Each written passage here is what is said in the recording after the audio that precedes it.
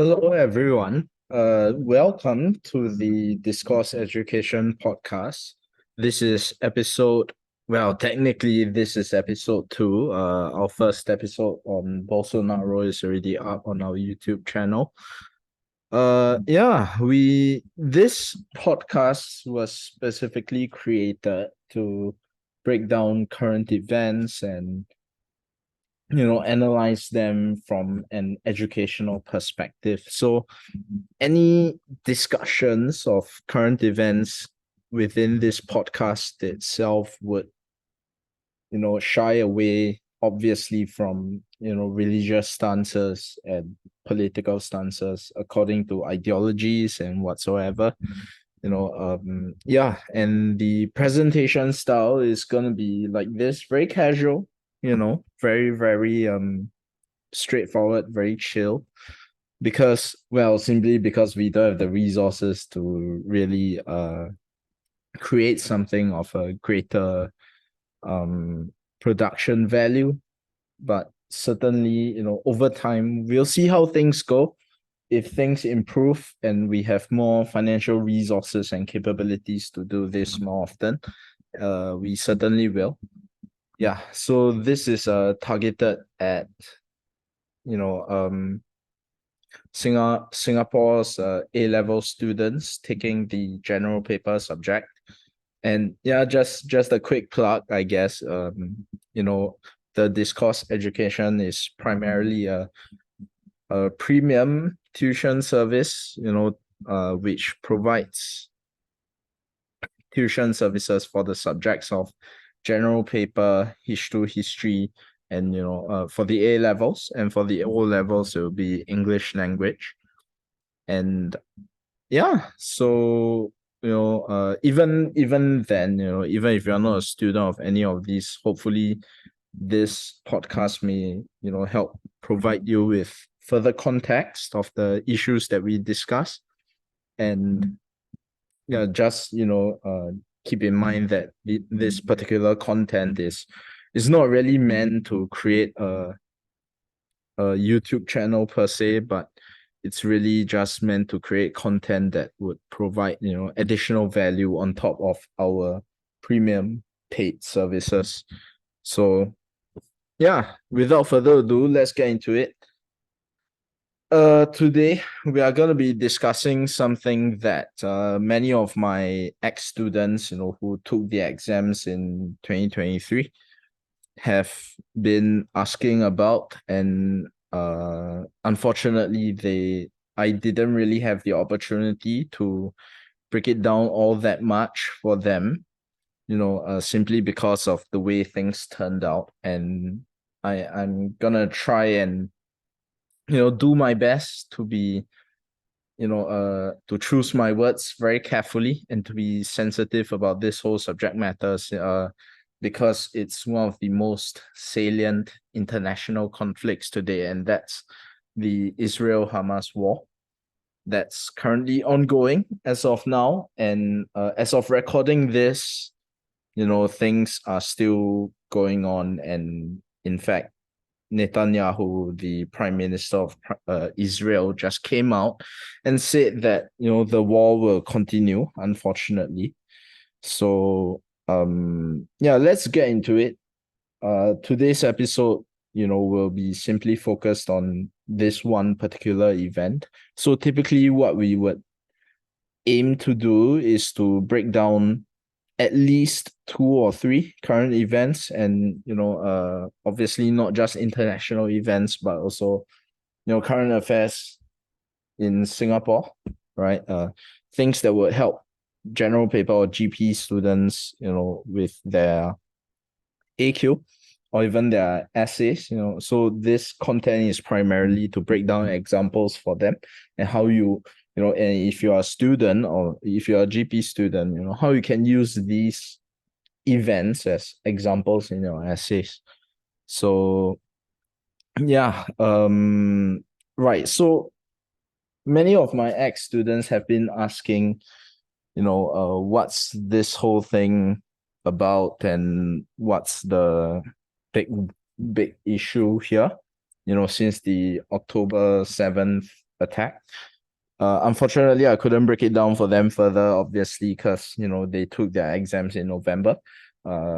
Thankfully, though, for my J1 students who are going on to take their national exams next year, they will have plenty of opportunity to really, understand the context and the various perspectives from which they can take to break down this particular event. So here's how today is going to work. What we're going to do is we are going to talk a little bit about the historical background of this particular conflict and the sort of like key events or key progressions, really more of a summary or a blurb of the historical context surrounding this particular conflict.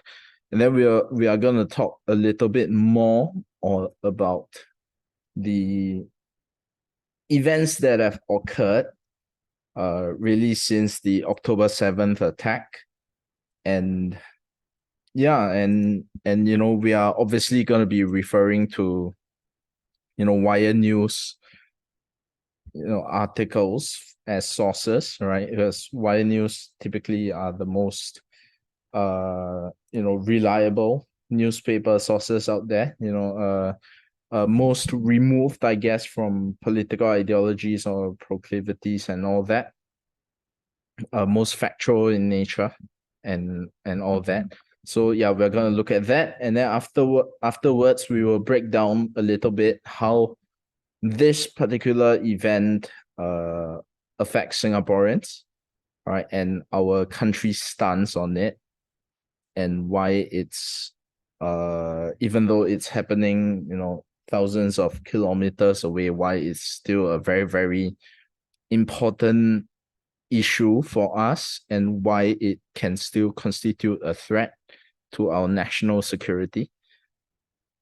And then afterwards, we will break down the various perspectives from which we can, use to look at this event, or I don't want to say event, this particular conflict, and how you can use it as an example in, your general paper essays. So yeah, all right. Here's the thing. To really understand this particular conflict, what we first need to do is to understand the historical context behind it. And, there's loads of history to really comb through there. Not least of which, how the Jewish diaspora came about and the establishment of the Ottoman Empire and how the British eventually took over. But we are really gonna start off with the partition plan of 1948. So when after the Second World War, after the Second World War, the Brits were essentially in control of Israel, or what is known as Israel today. And they decided to implement this thing called the partition plan, right? Which essentially, well, just to be clear, it wasn't just the Brits. It was in accordance with Resolution, 181, UN Resolution 181 in 1947, as you can see right here, right? And the idea was to divide, Palestine, what was known as Palestine then, what is known as Israel today, into two separate Arab and Jewish states, as you can see here. All right. Now, there's quite a bit of background here. I'm obviously not going to go into that. You can certainly, look it up on your own, right? Cultivate independence when it comes to learning and all that.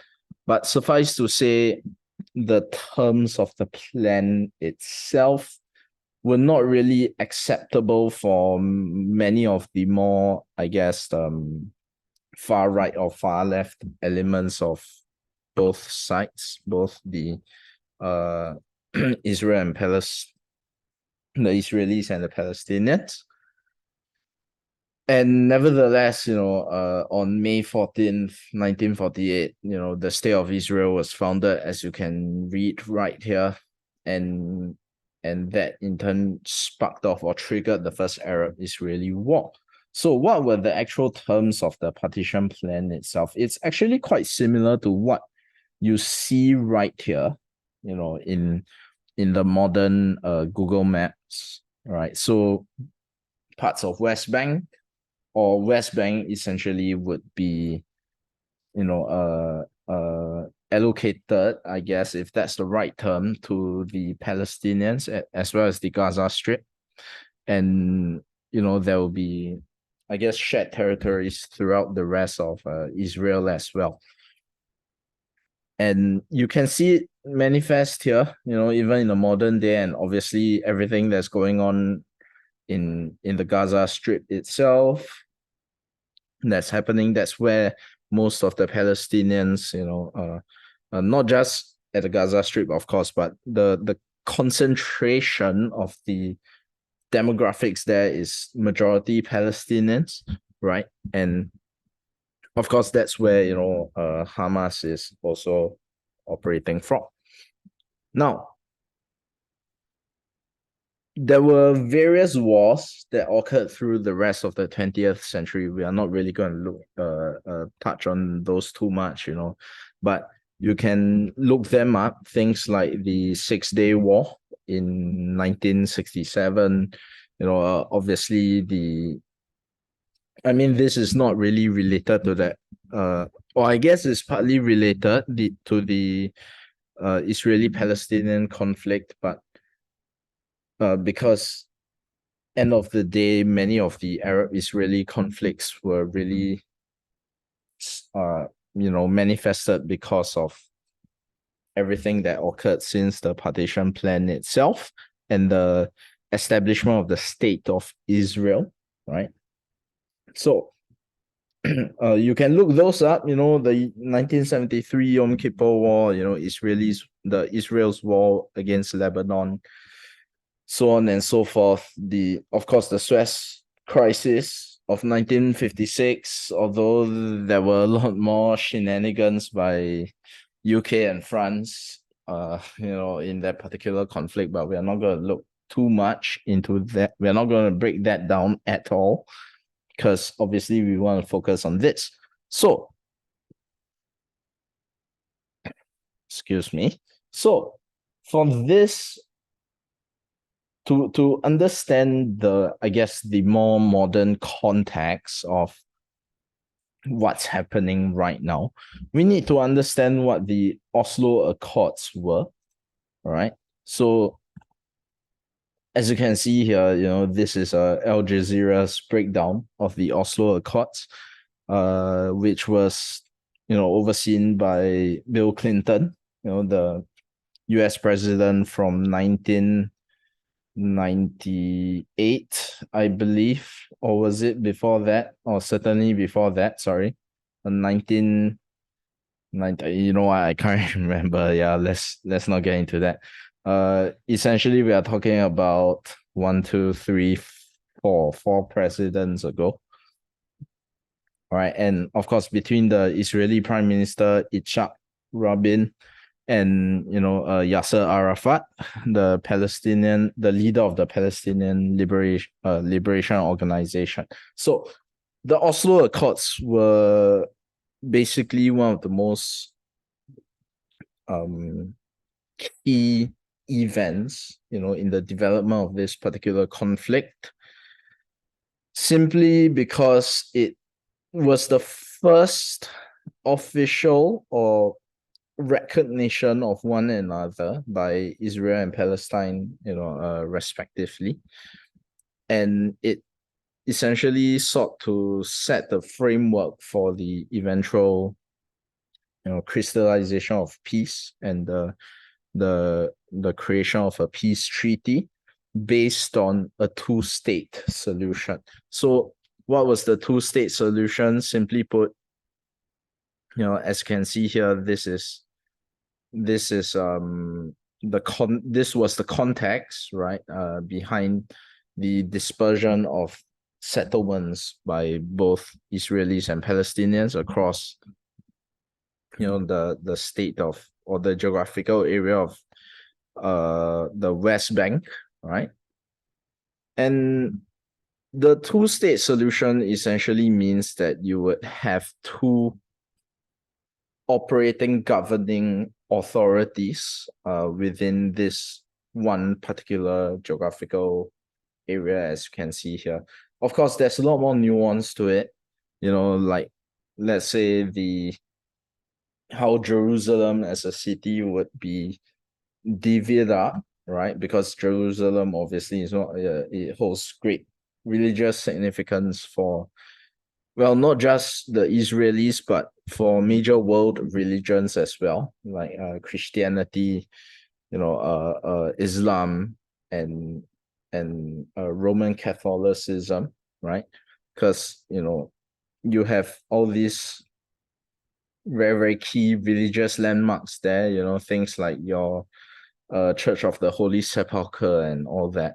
So yeah, but generally speaking, West Bank, Gaza Strip, that would essentially be the state of Palestine, and Israel, well, will be Israel, right? The rest of it. So I'm simplifying things a lot here, and of course, whoever that watches this, you may think like, why am I simplifying things so much? Well, simply put, because the content is pitched towards JC students, right? So essentially pre-university students, the equivalent of that for I guess more the American system would be the final years of high school before you go into college.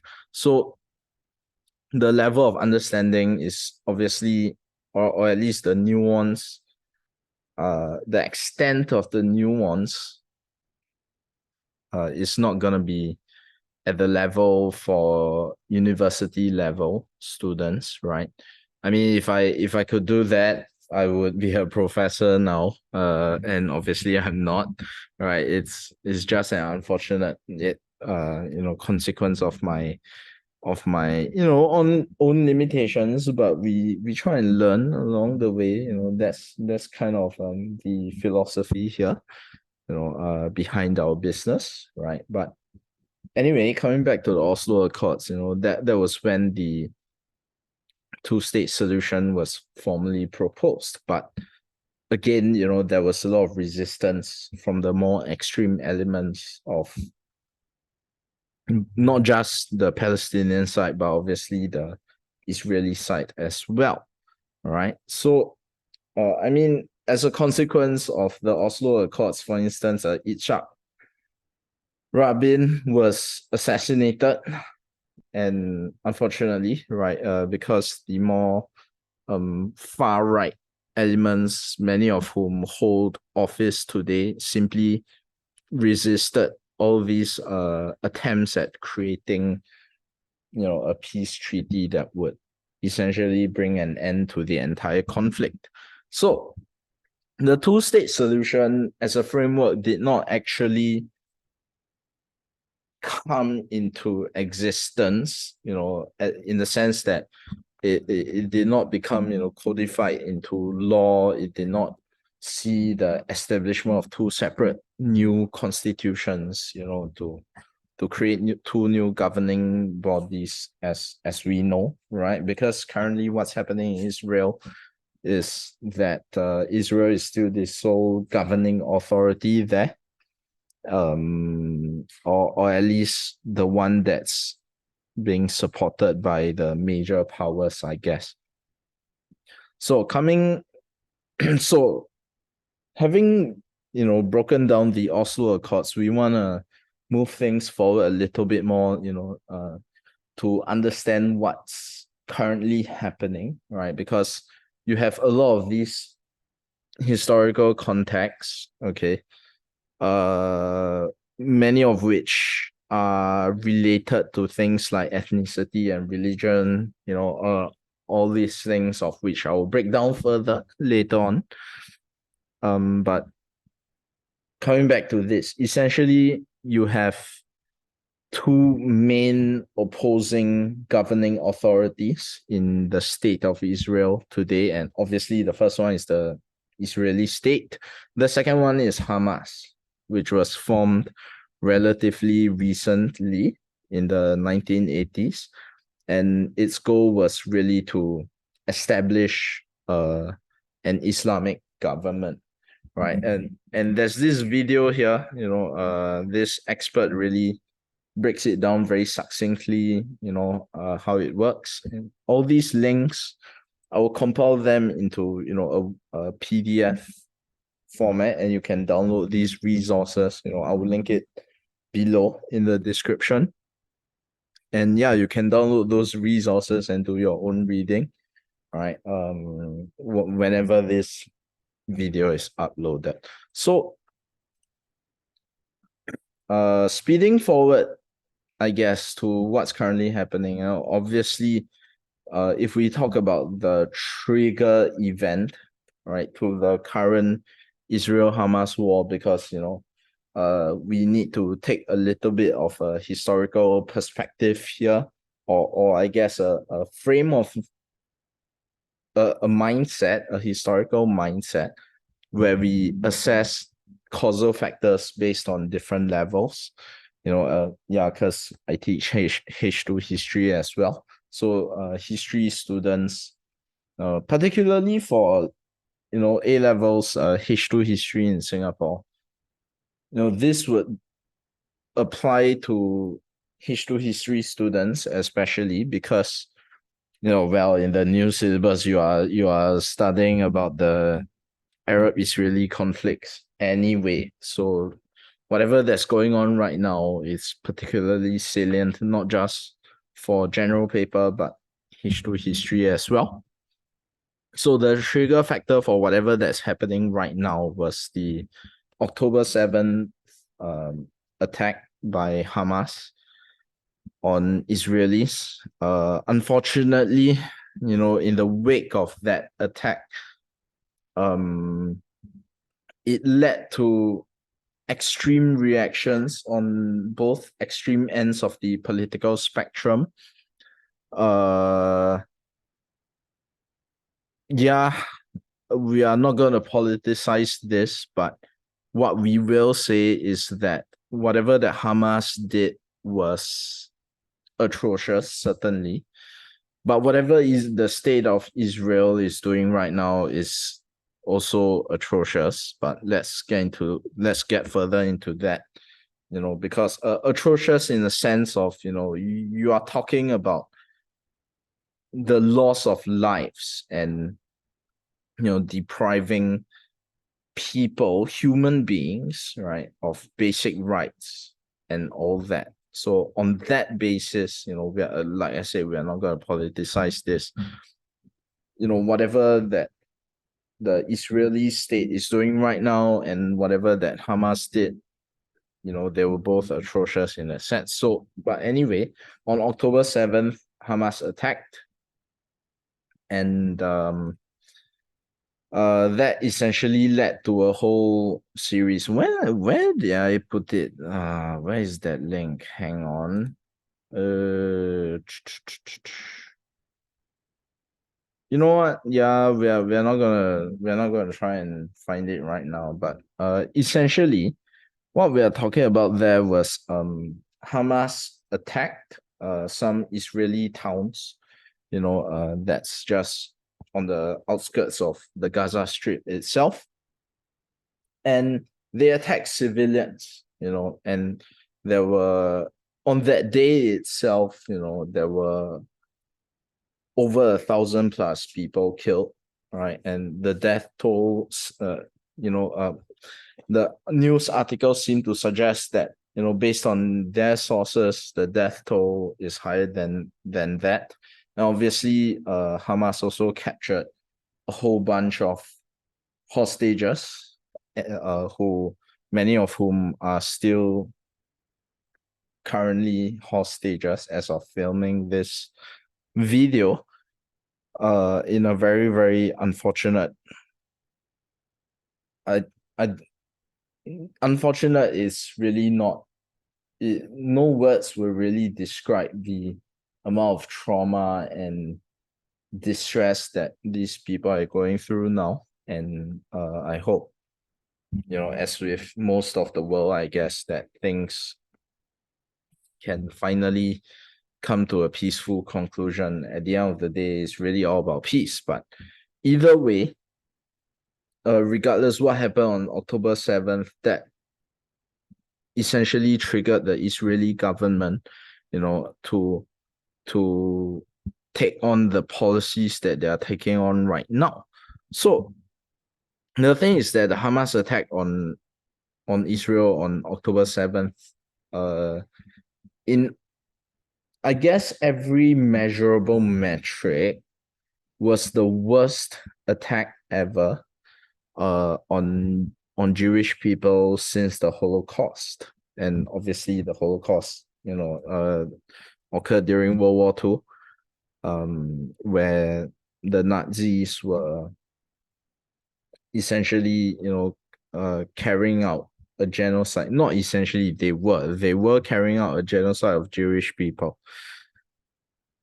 And due to the brutality and I guess, the savagery of this particular attack by Hamas, that compelled the Israeli authorities to respond with very, very, let's just say, lethal force. So if you have been following the news, obviously you would know that the Israeli state has essentially taken on a scorched earth approach, right? So if, let's say, we look at some of the latest news from, wire news outlets like Associated Press, for instance. Wait, hang on.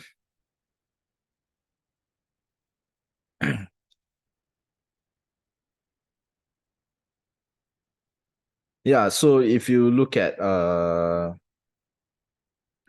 latest, headlines from there, and you will see that, all these bombings were still ongoing, and you can see the devastation in this particular picture that's, the Israeli state has perpetrated on the Gaza Strip itself. I can't remember this particular statistic, but apparently, Israel dropped more bombs there than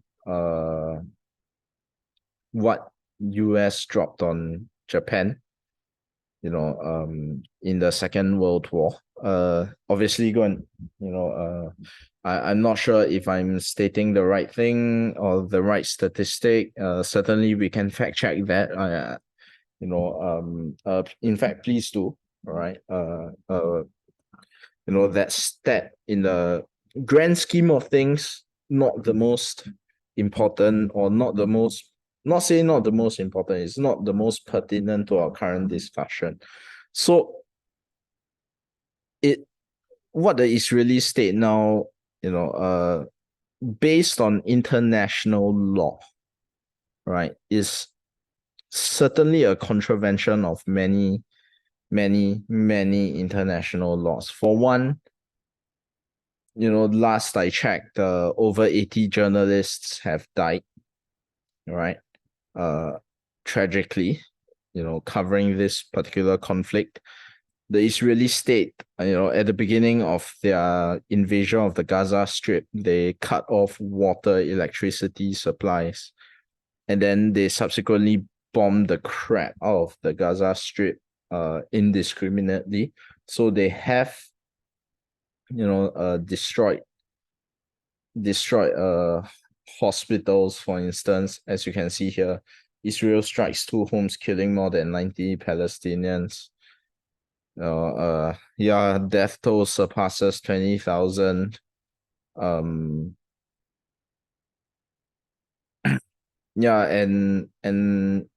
just airstrikes in general, so on and so forth, right? And as you can see here, once again, the devastation that's happening here is just unimaginable. So that's what's currently happening in Israel right now. And that is the context behind the current evolving conflict. Now, obviously, what we just talked about is solely in that geographical region. There is certainly a lot more room to break down more things, here, and we are gonna look into that, but first we need to understand Singapore's place in this particular conflict. Now, for Singaporean students, right, those taking general paper or just any Singaporeans in general who may have stumbled across this video, if you have, welcome, right? If you're just an international viewer, welcome as well. Hopefully, this video would help add some context.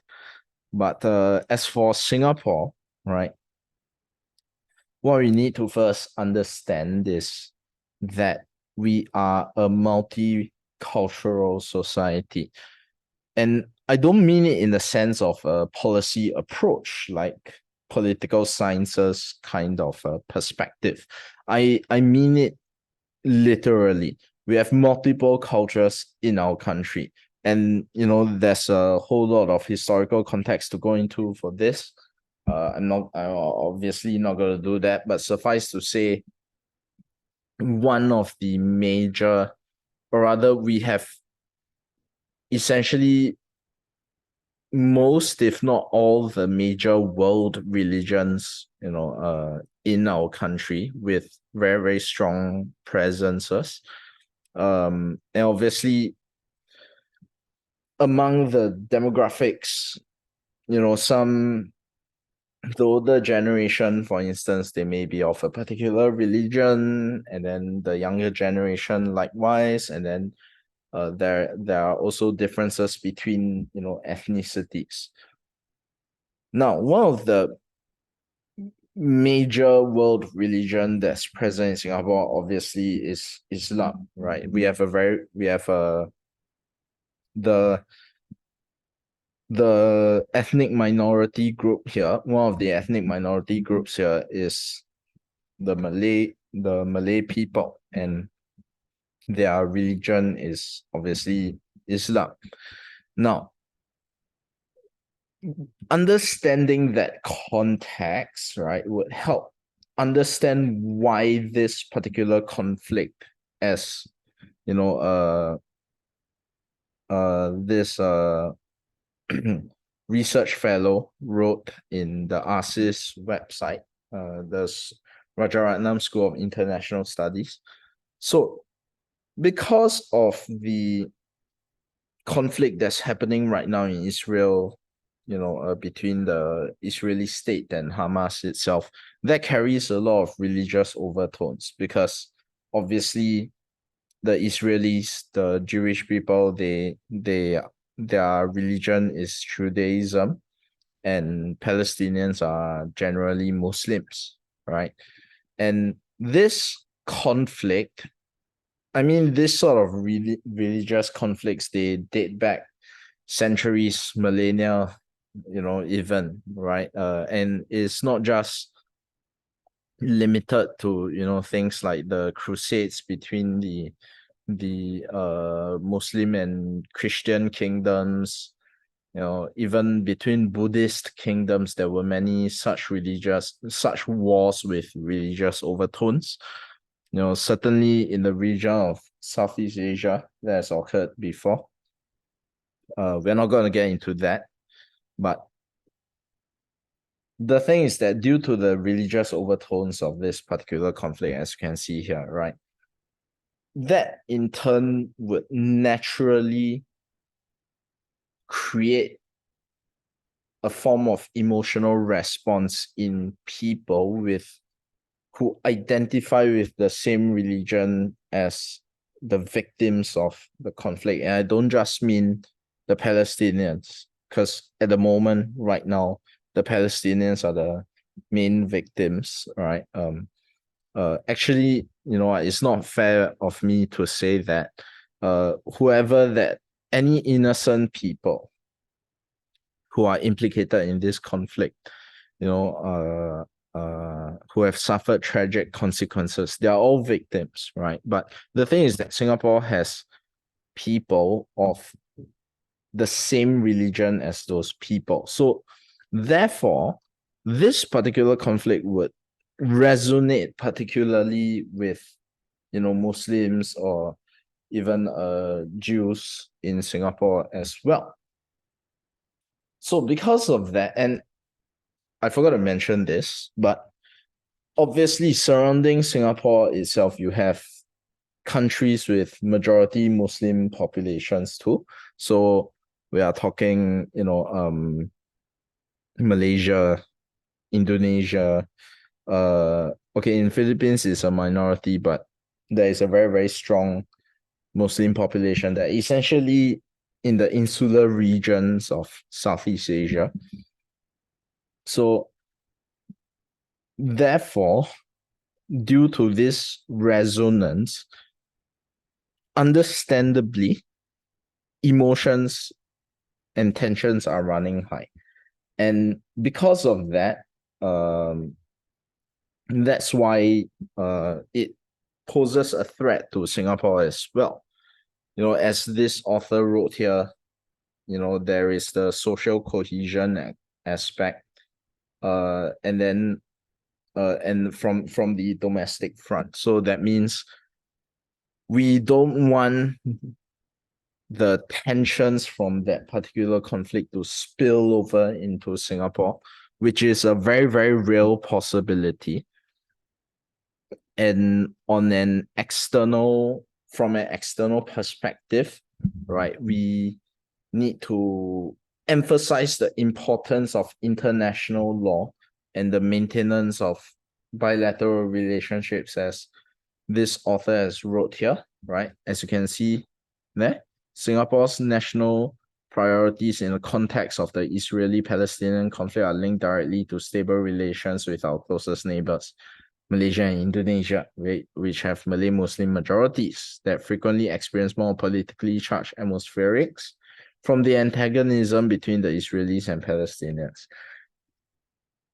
So the thing is that this is not something that's new to us. In fact, in the 1980s, for Singapore, we did accommodate an official state visit from the then Israeli, was it a prime minister or president? I think it was the president, Cham Herzog. State visits are usually conducted by the head of state. So Cham Herzog, the president then in the 1980s, I can't exactly remember the exact date. I believe it was 1986. Visited Singapore on an official state visit. Now, the significance for this is that obviously, if we entertain an official state visit, it means a very, very explicit recognition or acknowledgement of that country's existence. That means for Singapore, our official foreign policy stance with regards to Israel is that we officially recognize them. So understandably, given all the spillover tensions, right, that is a very, very sore point between us and our neighbors back then and continues to be today. So therefore, whatever that's happening in Israel, between Israel and Hamas right now, directly implicates Singapore because of these two reasons. Number one, from a domestic front, we are talking about the demographics. That means we are multicultural.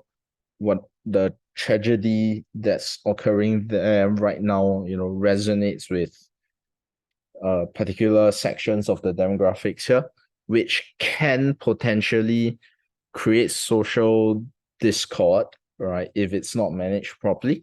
Number two, from an external front, it impacts our relationships with our neighbors directly. And whenever that occurs, naturally there will be implications on things like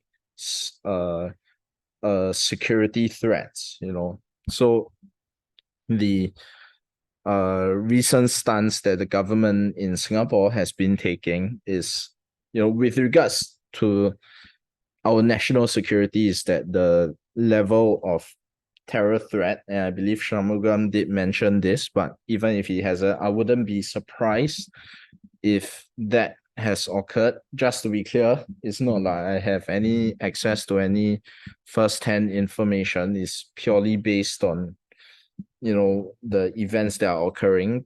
Although I'm pretty sure our leaders have already mentioned that. But the terror threat has increased because of the spillover tensions from this conflict. And when it comes to the when it comes to the social cohesion aspect, we need to manage that very carefully as well. So because we view social cohesion as a core part of our national security, right? The rationale being that if racial disharmony occurs, if we allow culture wars to take root here, if we allow religious conflicts to spill over into Singapore, that's not going to be sustainable for the long term, to put it very lightly, because fundamentally we are a multicultural nation. So that's why for Singapore, our official stance on this conflict is we denounce any contraventions of international law. We call for a peaceful resolution, and we, of course, condemn any forms of, we condemn any forms of violations of human rights and just the perpetration of any atrocities in general. Now, that obviously did not go down well among the more extreme elements in, in our region, right? But therefore, that also leads to more security threats against us. And so understanding Singapore's stance here also helps us be aware of the potential dangers of everything that's happening in the world, given the way that we have set up our economy, which is a highly globalized economy, given the way that we welcome, immigration to create essentially a multicultural society that we inherited from, the days of colonialism under the British and all that. So that is Singapore's, stance and place within the context of this particular conflict. So we have broken down the historical context, what's currently happening, and all that, and Singapore's stance as well. How can we then use it for our GP essays? If you want to use the Israel-Hamas conflict in your general paper essays, or, if let's say you're talking about the Israel-Hamas conflict in the context of application questions or AQs, there are a few ways that you can look at it. I'm not going to touch too much on the AQ portion because obviously the perspective to take that would be Singapore's perspective and how the conflict would impact our country's social fabric. But I'm talking about it more in the sense of, if let's say you are attempting a question that has no limitations, in terms of like what sort of examples you can draw from the rest of the world. So the first perspective here, right, for the Israel-Hamas conflict is to obviously look at it, and this one is one that most people would automatically think about first, all right, is to look at it from a cultural perspective.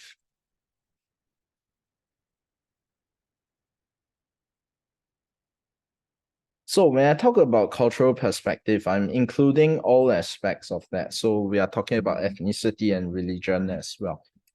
All right. Now, to really understand this, like I said just now, there's quite a bit of historical context to go into it. I'm not going to repeat that again. I'm not going to go into further detail, but suffice to say, the Jewish people, they view Israel, right, as their hope. And indeed, when you turn back the pages of history, you will see that the ancient kingdom of Israel was indeed the lands of the Jewish people. And this story obviously is a very, very old one. You can look it up in your own time, but Jewish people have faced a lot of persecution the throughout the history of mankind. All right. So that's why they view Israel as their rightful home. But at the same time, because of uh the site where the current state of Israel is situated, there are many, many holy sites there that hold major religious significance, as I said just now, to all the world religions. So, which is why, back, I believe this was in 2017 or 2018, when Donald Trump, the president of US back then, he officially recognized Jerusalem as the capital of Israel. That caused a lot of tensions, simply because for the rest of the world, it's Tel Aviv, right? But yeah, so on that front, right, we know that let me rephrase that. We know that conflicts that stem from cultural reasons are often the fiercest ones, because we are talking about things related to intangible things related to identity. So you're talking about existence threats, you're talking about survival and all that.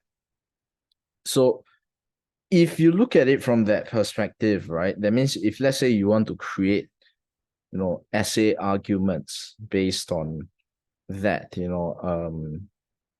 obviously I'm not going to break down what kind of essay questions there will be, because then essentially we'll be going to a lesson already, right? As much as I want to value add as much as possible, those things are reserved for my students who are, paying for the premium services. But you can look at it from this perspective. That's one. Secondly, you can also look at it from the perspective of international politics, right, or foreign relations. So there's a very, very huge dimension of foreign relations here, not least of which the USA has one of the biggest roles, because the USA had been, and still is an ardent supporter of the state of Israel. So as you can, if you just go and look at all the recent UN resolutions that the Security Council tried to pass, the USA essentially vetoed any of those that went against the interests of the state of Israel as a whole. So on that front, right, you may be wondering, why is it that nations then don't step in and try and do something? To be clear, they are trying to bring an end to this conflict. This is a conflict that's in the minds of many, many leaders, world leaders, but they can't physically go in to stop the fighting, because that violates sovereignty, number one. And any attempts to establish a peacekeeping force would then be shot down by USA because they would then veto any of those resolutions. So if we take on the perspective of nations exerting their own policies that prevent, peacekeeping, on that front, if let's say you're writing an essay on IR, international relations, you can certainly look at it from that particular perspective. Another perspective that you can use here, right, which will help you, make use of this conflict as an example in your essays, is the perspective of, I forgot to mention, international law here as well, as I talked about earlier, what Israel and Hamas, both of them did, contravenes international law in so many ways. I'm not going to break down the technical specifics of that, but yeah. Anyway, the third perspective here, aside from, the cultural perspective or the IR perspective, is to really view it from a more, I guess, a domestic political perspective, right?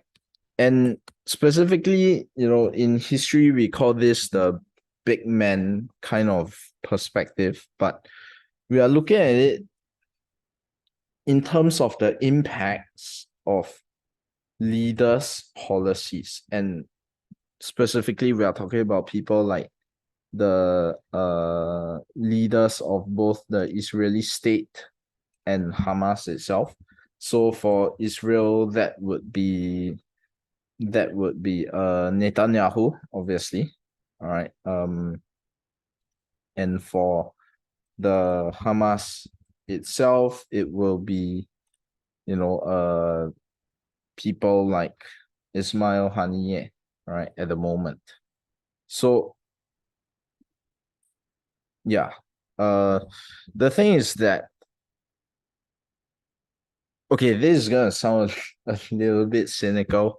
I'm gonna try to, word it in a more in as objective a manner as I can, as much as possible. But when leaders make certain decisions, that the ones who often pay the price are the people, especially so in the context of war, right? And this isn't just for Israel-Hamas. Obviously, the other salient conflict that's going on right now is the Russian-Ukraine conflict.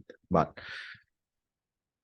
the thing is that if you go and look at the population itself, right, it's not as though we can view the policies of the state of Israel, i.e. the government, and the will of the Israeli people themselves as a monolith, right?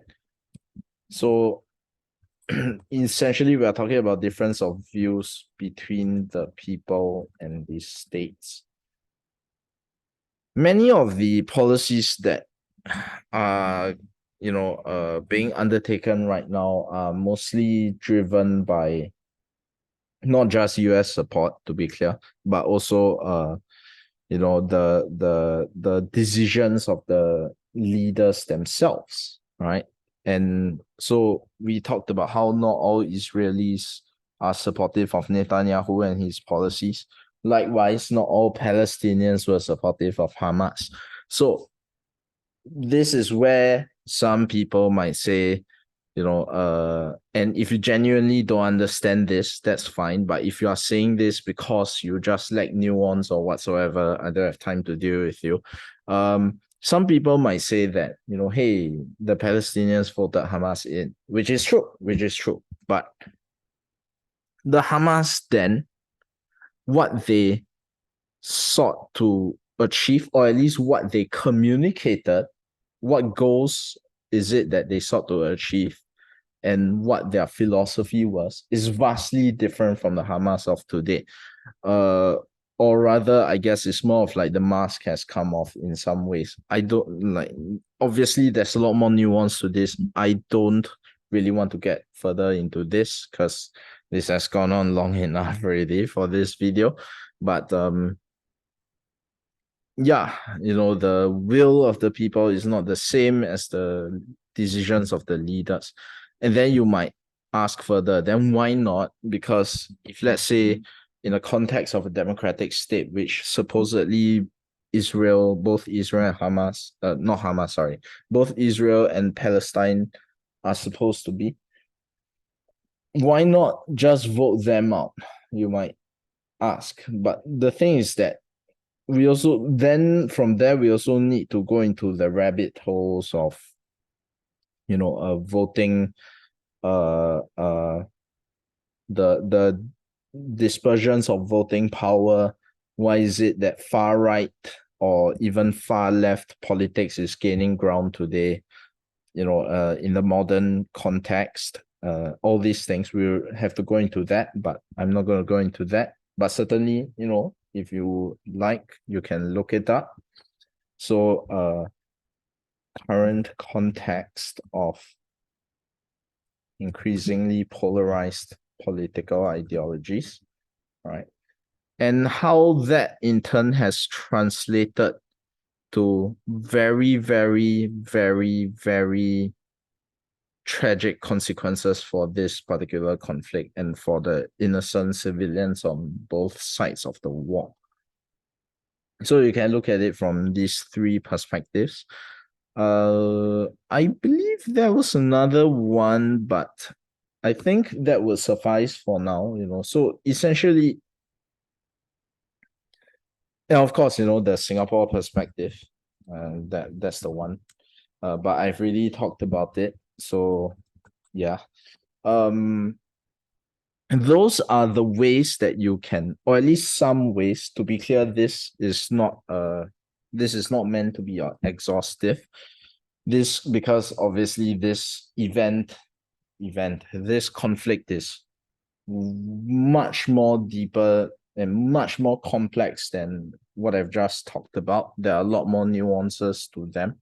I would encourage you to read up further. Obviously, stick to reputable sources of information like wire news outlets like Associated Press and Reuters, if I'm pronouncing that correctly, or at the very least, media outlets that stick to facts and don't insert too much of their own opinions. Yeah. And that essentially is a breakdown of how you can use the Israel-Hamas War of 2023 project. Obviously, it's going to continue into the following year in your general paper essays and even application questions. So, yeah. Yeah, I guess that's it for this particular episode. Thanks for watching. We hope to do these videos weekly. Obviously, that's a goal that I'm trying to stick to. And in each video, we would hopefully cover a wide variety of current events.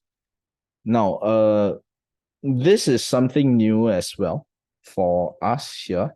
And we are gonna try something here, which is that we are going to accept questions from students, for general paper, right? Obviously, if you're a member of the public and you would like to voice your feedback or opinion on something, provide some of your thoughts, we'll be happy to read them. We may not necessarily respond, but because the priority of that would be for students to submit their questions. So essentially, you can head over to this link right here to submit your questions. Let's see, what was the sub link? Oh dear, I can't remember. Okay, there we go. You can head on over to this link, submit a question, for general paper or even H2 history or even English language, right? Although if you are 15 or 16 years old, this might be a little bit more complex for you, and I will urge you to talk this content over with an adult. Oh yeah, you can simply submit a question and ask me questions on this as well. And what we are gonna do is we are gonna take any questions that are submitted as long as they are within our rules and guidelines and answer them in subsequent videos. So that means if let's say you have seen this video and then you submit a question, and then we will cover that in next week's video when we cover other current affairs or some of the more perennial issues that the world is facing. And yeah, hopefully we can build a community here and have a proper nuanced discourse, pun intended, all right? And we can all learn together. And of course, as a final plug, right? If you feel like you need more help for your A-levels general paper and H2 history or O-levels English, please feel free to contact us for that, for our premium services. The website link is there. You can simply hit on there, or contact information is there, our location, our office location is there, and we can see, discuss your learning needs, or if you're a parent, your child's learning needs, and see how we can help you. And yeah, I guess that's about it. Thanks for watching, and we'll see you next time.